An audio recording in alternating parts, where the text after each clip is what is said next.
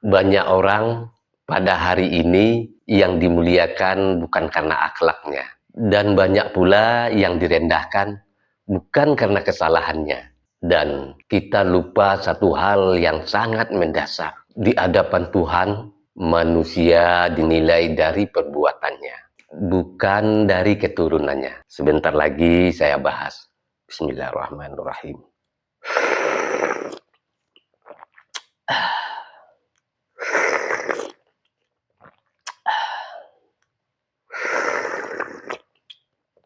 Alhamdulillahirabbil alamin. Saya lahir dan besar di Minangkabau. Sejak kecil kami diajarkan satu prinsip yang sangat jelas. Manusia dinilai bukan dari keturunannya, tapi karena akhlak dan perbuatannya. Di tanah kelahiran saya, ada falsafah yang sangat kuat. Adai basandi sara, sara basandi kitabullah. Artinya, adat dan agama berjalan seiringan. Dan ukuran kemuliaan seseorang adalah perilakunya dalam hidup. Namun, ketika saya merantau, khususnya di Pulau Jawa, saya menemukan fenomena yang asing menurut saya. Belum pernah saya lihat di tanah kelahiran saya. Ada kelompok tertentu yang sangat dimuliakan, bukan karena perilaku atau akhlaknya, tapi karena garis keturunan. Ada yang dipanggil Habib, ada yang dipanggil Gus. Bahkan saya menyaksikan orang-orang yang lebih tua bersalaman mencium tangan orang yang masih muda, semata karena sebutan Gus atau Habib. Disitulah saya mulai bertanya-tanya, sejak kapan nasab menjadi jaminan kemuliaan, dan sejak kapan gelar lebih penting daripada akhlak? Islam yang pernah saya pahami tidak pernah mengajarkan itu. Al-Quran sangat tegas mengatakan bahwa yang paling mulia di sisi Allah adalah orang yang takwa, bukan yang paling tinggi keturunannya. Allah bahkan memberi pelajaran yang sangat keras melalui kisah Nabi Nuh. Anak Nabi Nuh yang jelas-jelas keturunan Nabi dan hidup bersama Nabi Nuh, dia tidak diselamatkan karena perilakunya durhaka. Allah berfirman, sesungguhnya ia bukanlah keluargamu karena perbuatannya tidak baik. Seperti itu Allah mengajarkan.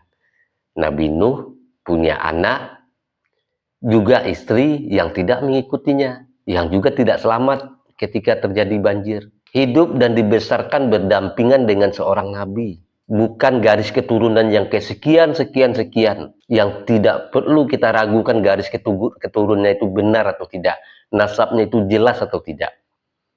Anaknya langsung. Jadi ketika masih ada yang berpikiran nasab harus kita muliakan bagi anak keturunannya, Islam tidak mengajarkan itu.